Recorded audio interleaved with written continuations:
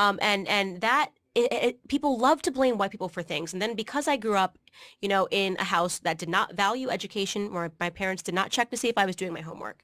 And it was all about whether or not I wanted to read. I happened to fall in love with books, but it could have happened another way where I could have fallen in love with the streets. I could have fallen in love with something else. Yep. I am aware of what the dynamic is in these black households. You know what I mean? And that I was bullied for liking books by other black people, not white people. They weren't Right. saying, hey, black girl, you have no right reading that book. It was other black people saying exactly what you're talking about.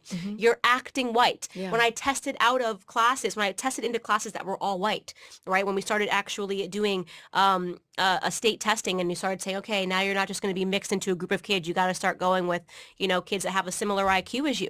I was accused of acting white for being put into a classroom because I knew the answers on a test. I mean, what does that toxicity that is in our culture that is so broken that we can't address because the media keeps telling us it's not our fault when it's plenty our fault. Right. It's plenty our fault for having broken homes where parents are so busy that they can't tend to their children's schoolwork. They can't, you've got your son raising your daughter. Dad's not in the house. We have so much of that going on in the black community, and a white community that's too fearful to say, you know what? We need you guys. You guys have to be responsible for yourselves. Right. Here's an interesting little tidbit that's also true. And it's funny. People assume, I guess, Black Lives Matter narrative is like, if you just erased white people, black people would just be able to do better. The exact opposite is true.